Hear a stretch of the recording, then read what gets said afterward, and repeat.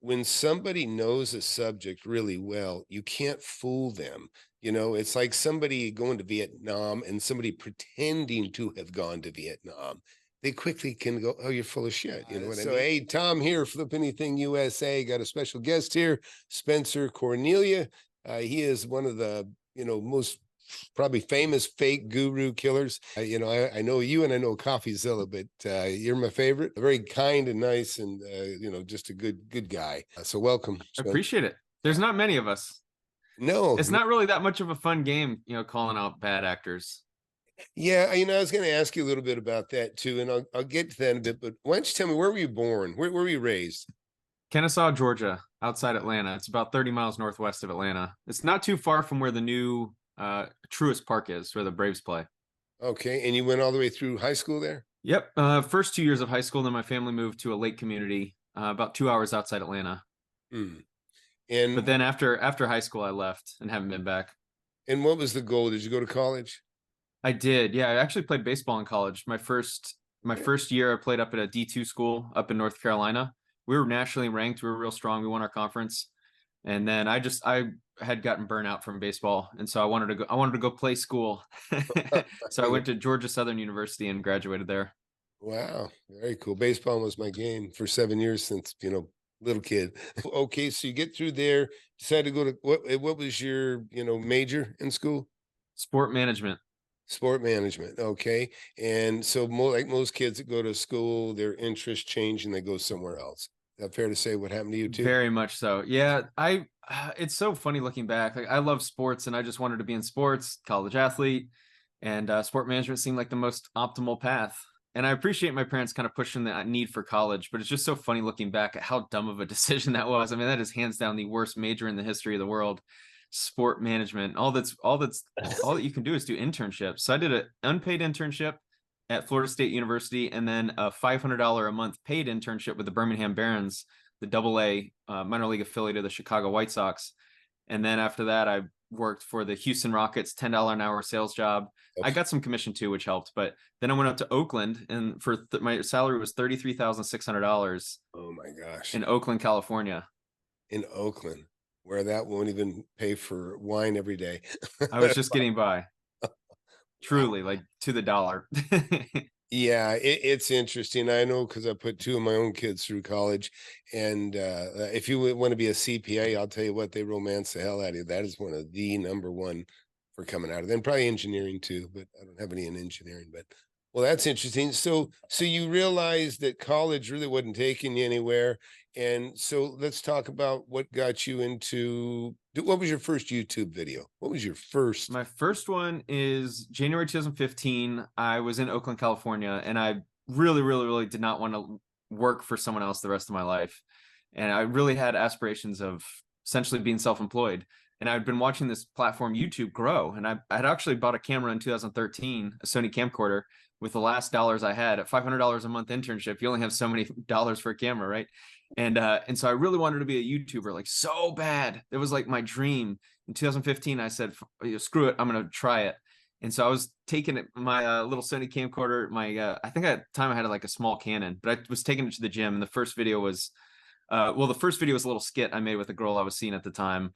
But my plan was to start filming at the gym. So I did like, I don't know, a couple months worth of filming at the gym, which by the way, at the time, filming yourself at the gym was like such a bizarre thing. The idea of being a YouTuber was very weird. This is Yeah. only 8 years ago, by the way. Now it's like, oh, it's like the most desired profession by kids. But at the time, it was very weird. Yeah, so that's where I started. That was 8 years ago and been uploading ever since. Yeah. And so now, but you at some point you moved to exposing fake gurus, which was one of my favorite topics, where I found you, anyways. Yeah. Yeah, for a while I was trying to find my space. I did this coding boot camp and was making some videos on that. And then I was trying to do like personal finance, and I just couldn't quite find like the right fit for content I wanted to make. And then 2019, I started doing some deals in real estate. At that point, I started 2 flips, bought a fourplex seller finance. I bought and sold a condo. And so like I had started making some moves in real estate, and Where I was your had money coming noticed that from? What was your money coming from at that point? We're starting. I was working for a tech company. I was making $45,000 a year, and then I house hacked my condo where I was basically I was living almost for free, and so all the money from my job was saving up to be put into the real estate.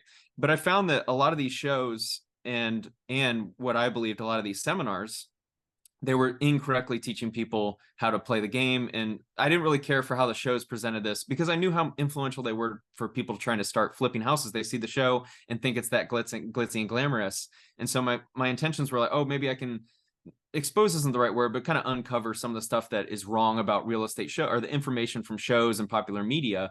And so I did that for a couple months. And then it was around that time. I don't remember the exact date, but it was sometime fall 2019. I came across a creator called CoffeeZilla who had made these videos called Fake Guru Friday. And I had the same feeling in my stomach watching these entrepreneurs that are always selling all these how to get rich schemes, and none of it felt correct. So I just wanted to look into it and make some videos on the topic, and it worked. And there's a high interest in that, correct? Is that fair to There say? wasn't it wasn't so obvious at the time. That content didn't exist. Hmm. And would you call that entertainment or education? Certainly entertainment. At Yeah. first, I wanted to be a very, very healthy balance of like, here's how to avoid this. And then I realized that there's a reason why scams have existed for hundreds of years because they all prey on human emotion, and you can't educate your way out of fighting against your emotions. Right, right. And I think, and listen, I'm big. Obviously, I'm a real estate guy. In fact, I didn't know CoffeeZilla ever did anything called Fake Guru Friday because I do a Fake Guru Friday, and I thought I invented that. But I guess That's he, really funny. Yeah, this was yeah. back in a middle end of 2019. He had a main channel, and then his second channel was CoffeeZilla, and he started Fake Guru Fridays, and that was when he was much smaller. I mean, 10,000, 20,000 subscribers. So Wow, I'm not surprised he didn't see it. wow, yeah, interesting. So you got that, and you started to find that you had a talent for it, because obviously you gained traction in that venue, right? I think that with YouTube success, a lot of it depends on the niche and the trending factor of the niche. And so at the time, I didn't really have that much talent, but I just happened to stumble on a huge opening in the market where there was a desire to watch this content and no one fulfilling it. And so anyone speaking about it was able to succeed. I look back at my videos from that time, I'm like cringing, which is a good thing, by the way, because that shows growth. But I'm like so cringing. And these videos have like 250, 500,000 views. And I think they're so bad. But it just shows that there was such an opening in the market. So over time, I've definitely developed a skill for it. But at the time, I was very, very fortunate to kind of stumble in an untapped With trendy no niche. competition, virtually. Yeah, yeah. Basically, is how it was. And then CoffeeZilla getting better and better. He opened the door for a lot of people to come into this niche, and then through him, they came to my channel. It's funny because when I think about people that expose people, I only think of you and him, and that's it. I don't even Yeah, know. we're kind of the two big dogs. There's a lot of people who will make that kind of content. Maybe not consistently, but they'll like. There's a guy who calls out Scientology related stuff, and he calls out Grant Cardone. That kind of stuff. You wouldn't necessarily consider him one, but he kind of does something similar. Yeah, I know who that guy is. And yeah, when it comes to religion and stuff, I got no interest in touching any of it. You know what I mean? Yeah, but I think we're seen as like the two big dogs. I don't know how much longer I'm going to do like expose fake guru stuff. I think the fake guru niche has gotten pretty stale because as after a couple of years of doing it, I think most people have kind of figured it out. All the what I would consider unethical tactics a lot of internet marketers use to sell and market their programs. And of Right. course, When you got a it's been exposed, so like people already know it. yeah, but there's a you know what? There's a sucker born every minute and there's a fake guru born every minute, right? I mean, Ain't that the truth? it's Yeah, the just fraud schemes will always go on. So what becomes more and more challenging actually. So at this point, it is not difficult for me to make a video. I can basically make any video and get, let's say, 50,000 views. And to a lot of channels that seems like, wow, I would do anything to get 50,000 views because I know what it's like to be a smaller channel. But that's not my threshold. I can't justify the time to make videos with 25,000 to 50,000 views. And so as you get bigger, you almost need to chase bigger stories or stories with the opportunity to get bigger view counts. That's how you continue to grow.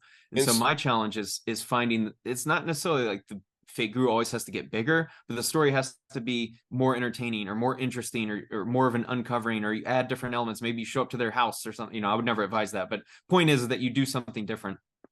yeah. Yeah. I know well, I guess no, it makes sense what you're saying. That you've got, I mean, it's a business for you. There has to be a high interest level. I obviously, I've done some exposed stuff, and it's just related to my field. I don't pretend to know anything more than what I do. I'm a pretty good businessman, but I also I know real estate better than anything. It's what I've prevailed at better than anything. So I go out there, and of course, I'm a little bit critical of people that I think are giving bad advice. You know what I mean? They're not necessarily the people I dislike. But and I say this over, a lot of anybody's a rock star in good times. And I've seen that happen over the last 40 something years, and then they quickly disappear, or they change gears. And you're seeing, right? You see fake gurus change gears. All of a sudden they're selling franchises or leads or right. Yeah. Yeah, there were a lot of people that were crypto experts just 2 years ago, right? And then they were NFT experts. Yeah. Yeah. Or real estate, then crypto, now back to real estate. or whatever. Yeah. Yeah. The AI thing seems to be the new catchword that everybody's trying to exploit as the It's new. got to be funny from your perspective. I imagine I'm going to have a similar experience where you have enough kind of years in the business or years in the game, and you've seen all the trends, you've seen the ups and downs, and it almost becomes not you can predict the cycles and also analyze it in real time. You know what? It's interesting you say that. Somebody interviewed me recently because I've been investing since 1981. In fact, that's what they called the video. He's been investing since 1981. I got lucky because I learned about real estate so young. So I got a lot of years, and I'm still not that old, But to your point, when somebody knows a subject really well, you can't fool them. It's like somebody going to Vietnam and somebody pretending to have gone to Vietnam. They quickly can go, "Oh, you're full of shit." You know what I mean? And it could be a dentist. It could be anybody that knows something very, very well. And so for me, I can sniff out inexperience, or maybe they have a very narrow niche that they know, but they extrapolate that to be much bigger. And I wish there was a service you could offer where someone could and not take up too much of your time, but like maybe you press a button online and like it sends in a request and you had some way to verify it. For instance, I'm thinking of this DJ Envy and Cesar Pina story where hundreds of investors gave this guy, we're totaling tens of millions of dollars, maybe more. And the guy was buying I don't know if you watched the video, but it was one of my recent videos that really took off. And he was essentially raising money from multiple investors for the same property. And he got a commercial loan on that property for quote unquote renovations. It never got renovated. And so this to a skilled investor, it's like, man, this is not that difficult due diligence. Now, him raising money from multiple investors, you wouldn't have any access to the other people, but you could quickly run a check on. And some of the properties he had already sold by the time he was still raising money for that property. The joint venture agreement was for that property. So you could look up the deed for that property and see that he doesn't own it. Yeah. Really sad story. Yeah. Yeah. Yeah. No, to your point, that's probably one of the most frustrating things that I've learned, and you know it better than I do, is people can go out and basically defraud people, for lack of a better term, and I'm using it loosely, because it's very difficult to prove intent. So you can tell people we plan on making, $1 bazillion, right? Well, you can be wrong and lose it. And if you weren't intentionally defrauding them, which is a bit difficult, to prove in many cases, then you're okay, right? Is that fair to say? Yeah. Oh, totally agree. We're going to start seeing that in the apartment space, aren't we? In the office space, people raise money. It's interesting too that you're familiar with Blockbuster. I mean, you would have seen the rise and fall. Blockbuster was a public company. To my knowledge, they ran everything ethically. It was just a business model that was outdone and at some point went bankrupt. Well, Sure. what does bankrupt mean? That means everyone's money goes away. So people who invested in the stock, aka invested in the company, lost their money. So they invested and lost all their money. But people look at that and go, there was no wrongdoing. It was just a bad investment. Yeah. But it's fascinating that we don't apply the same logic to other people. Basically, what I'm getting at is some of my stories involve this was a bad investment. This person lost people money. I don't see any wrongdoing, but my audience will like turn on me like, oh my God, he's such a scammer. Just because people lose money doesn't make someone a scammer. Sometimes it's just a bad business model and a bad investment. No, it's true. Some people, and I've seen it with the younger YouTubers with, say, less than 10 years experience in real estate. You can buy in an ascending market and you go, yeah, I made 200 grand. Yeah, I made 200 grand. Well, everybody did that year. You know what I mean? But then when things get tough, all of a sudden it changes very quickly. And I think we're in that period now. We're in kind of the murky waters. oh That's yeah, what it feels like. yeah. No, you are, even like Ben Mala, who's I'm a fan of. I like Ben Mala. But you know what? Ben hasn't been doing it as long as I have. If he had, I don't think he'd have made the mistake that he made. He didn't refi any of his loans. So he's got about $150 million out there that he's paying about 3.5%, 4% more on this year than he did the previous 2 years. And Wow, that adds up real quick. that's 7 million, about $550,000 per month. Yeah. Yeah.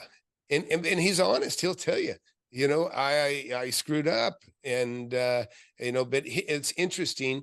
He has he has a hedge that I don't even use. His hedge, from what I gathered from what he said, is he just put a lot more cash away to carry him. So he can carry him, and maybe his assets are, flat, let's just say. And let's remember, he owns a lot of hotels too. That's a business. That's a business too. But he screwed up. And I don't think he would have made that mistake if he'd had my experience. I was in real estate rates that were coming down from 16%, in the late 70s and early 80s, 81. My first home that I bought for myself was, I think, 1985, and I got a 9.25 or 9.125%. That was from a bank, from a real bank.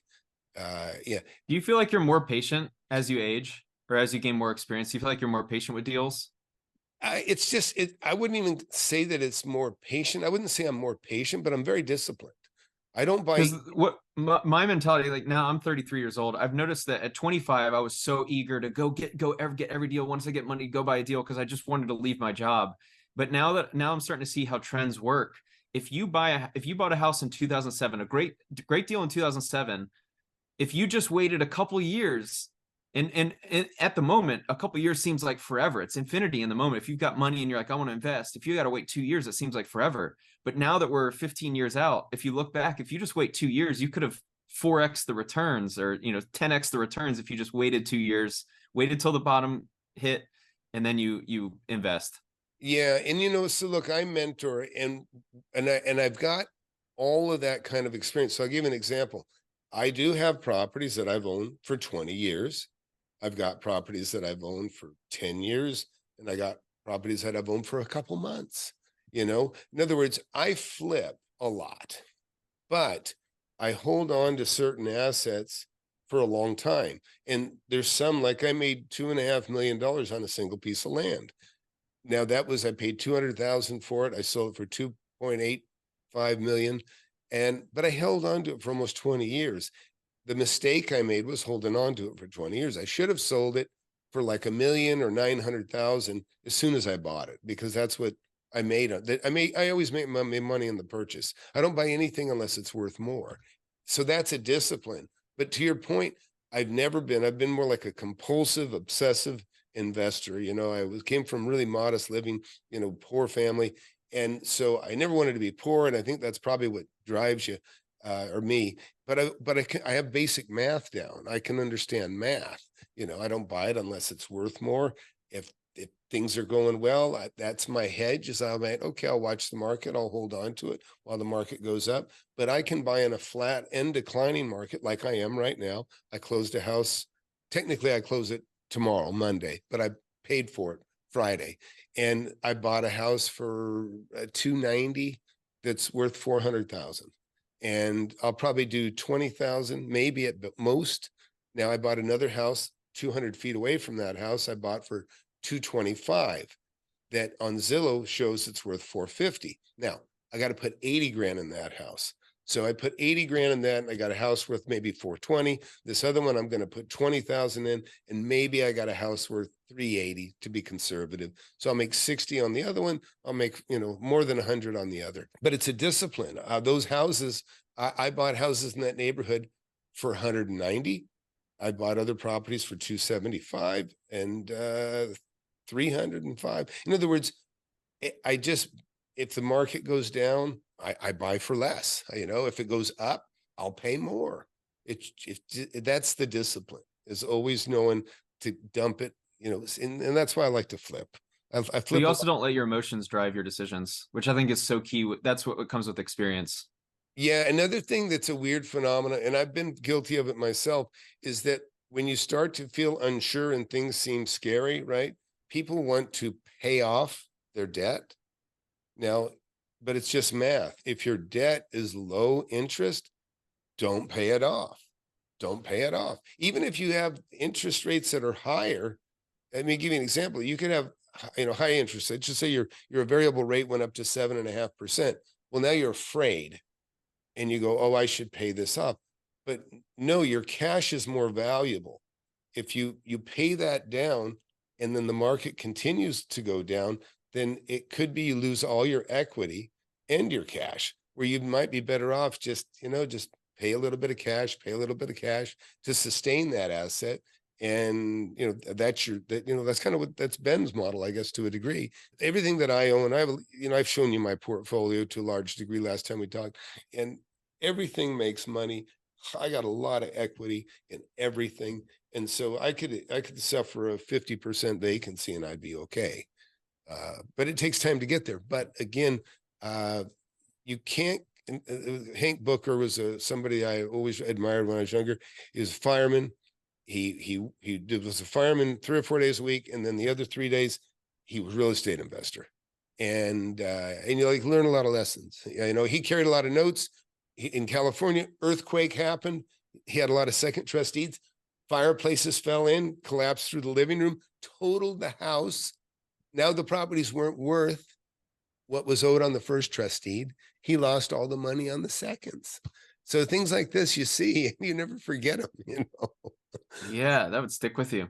Yeah. So lessons like that, are precious, and I get the benefit of sharing it with my students. But anyways, this is about you here. So let's keep talking about. Now you got into real estate. In fact, one of the ways we connected was I did a video about this giant mess. Or I call it that. I loved how you shared. You were very honest and truthful. And then I did a review on you, basically. But so just tell us quickly about that debacle, or however you want to describe it. Yeah, I don't have any emotions around like losing money. To me, it's all just numbers. It's an experience, whether you make money or lose money. And so I started real estate 2016. When I moved from Oakland to Las Vegas, I started looking at the prices and I went, oh my gosh, I can actually buy something here. Because I always loved the idea of owning a home, even at 25, 26 years old. And so after staying here a year and saving up a lot of my money, because I was living very frugally, living in a very rough area too. Oh But yeah, I was able to buy a condo in Las Vegas Country Club, yeah. which is right behind Westgate. I would consider a B plus A neighborhood. Not the best area outside the gates, but nice inside. I bought it for $120,000, 2 bed, 2 bath, 1,100 square feet. It was great. I bought it 20% down, and then I was able to rent out the other room for $700 a month. It cost me $880 a month.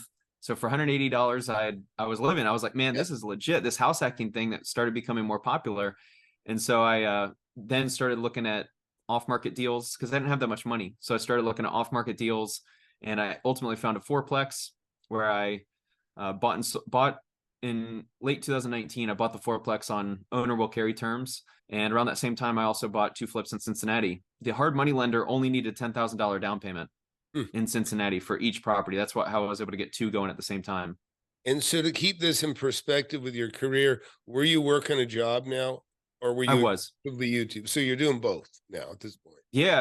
I was doing a job. YouTube was very spare. I wasn't releasing that many videos because it didn't seem lucrative. I couldn't quite figure out the formula. I couldn't quite figure out how to grow. And I was a real estate investor. Like that was my goal. I wanted to pursue real estate and get enough cash flow or be able to start flipping extensively so that I could leave my job. The bread and butter job at this point, 2019, while you're buying and doing these house hacks or however you describe them, you're doing what? I was working for a tech company in software development. Okay. Okay. Yep. And then you mentioned the video about the mess. So I bought the house flip. I think it was end of 2018 was the first one. And by summer 2019, I found out that it was really poorly done by the contractor. And so it essentially was an 18-month flip that I was flipping in Cincinnati, Ohio. I'm in Las Vegas, Nevada, so a very, very long trip away. Yeah. And yeah, I've obviously made some crucial mistakes there. I actually bought a good deal. Bought it for, I can't remember what I bought it for, 45,000 or something. It's like hard to And what did imagine. I it saw it on sell for? Craigslist. Ultimately, What's that? after the remodel, I mean, what was the big mistake? If you want to classify it, what was the big mistake? The biggest mistake was not catching the renovation issues earlier. And so when it was quote unquote done, we had drywall mistakes, just like gaps in the wall where the drywall didn't even connect. The baseboards all needed to refinished. And there were some other mistakes that were pretty apparent. it wasn't really that huge of a remodel needed. It's just the fact that it was done and it then needed maybe another 10 or 15 grand of work. Did you do your due diligence on the contractor? Is that where you failed on that? Yeah, I was new. I didn't know. So here's what's weird. I found him on Bigger Pockets. He had 10 properties of his own and he did all the work on his own. He sent me pictures of those. So other than that, I don't know how else to assess it. How else to do due diligence. Maybe I could have asked for referrals or something. Yeah, you do. You got to find referrals. I mean, because I have people that are, in the class, same thing. And I say, because I'm a subcontractor, and I can tell you what happens when you're a subcontractor. And did it for 10 years. I had a cabinet shop until I didn't need it anymore. And real estate's what released me from it. But you'll see the same faces on jobs. That's how you know who the good guys are. The guys that keep working for years, you see them for years. It's like, okay, we're in the club of, we're good. you know, and, Right. Yeah. So and that was a big mistake. yeah, And it would have been nice. Really the biggest mistake to avoid all this is I had a real estate agent out there. I should have just had him go regularly. The weird thing is the contractor was sending me pictures the entire time. It wasn't like he was ducking calls. And here's what really threw me off. So the hard money lender sent out an inspector, and keep in mind this was my first one, so this was all a new process to me. For draw requests, they would send out an inspector and inspect the property and then sign off. And so I had 8 different inspections at 150 a pop, and every single one was signed off. And so here I am 2,000 miles away. I figured the lender, who has more rest than I, them signing off at every inspection was my interpretation of it being quality work. right. That's where kind of like I'll defend myself in that so I don't look like an idiot. Like that was my kind of like approval to keep going and not have to send over an agent to like, hey, check the work or whatever. Yeah. To me, your biggest mistake is that you bought so far away. You couldn't keep an eye on your own assets, which nobody Yep. cares more than you, Yeah, Uh, you're exactly right. The problem, well, yeah, if we want to even take a step further, the biggest problem is I was so eager to leave my job because I wanted to be a real estate investor. I was listening to Bigger Pockets. I wanted to leave my job so I could do real estate full time, and so I was just so eager to start doing deals. And I found something on Craigslist. At the time, Las Vegas just seemed so competitive. Ironically, it's even way more competitive now, but it just seems so competitive to flip here in Vegas. And you needed, if you're a new flipper, you might need 10% LTV or maybe even 20% LTV. Well, I was only making $45,000 a year. It's not like I had a bunch of cash. I had maybe $20,000 of cash. And so I didn't see it as possible to get into real estate here in Vegas, as it definitely not house flipping. I didn't have the cash, or, maybe wholesaling. I tried it a little bit. I was able to find the fourplex, but wholesaling didn't really sit right with me. That's not really my skill set. listen, I know, listen, wholesaling to me, I mean, that's the bottom of the fishing pond. I mean, that is Mm-hmm. lowest there is. And to me, I just called it assignments when I was a kid, and and I happened into it. Just somebody offered me 20,000 more than I looked for a partner. Found a guy that could be my partner that had money, and he said, "Tom, you got a great deal here." He goes, "But I don't want a partner." And I'm like, "Huh? What do you mean?" And he says, "How about I just give you 20 grand and I buy it by myself?" And I was like, "Oh, oh my god, that's fantastic! This is in the '80s, that's a lot of money back then, and now it's not bad." But anyway, so, and on that subject here, so look, you've seen some fake gurus, and I know that you actually told me you met Pace Morby, right? I love Pace, my favorite Yeah. person. You want to learn how to make millions of dollars in real estate? I've made tens of millions over my lifetime, and I'm showing people how to do it. Get in my free webinar. I have it every Thursday, 7 p.m. Central. Go to the link below, flipanythingusa.com/webinar. Sign up for it. You can talk to me face to face if you want.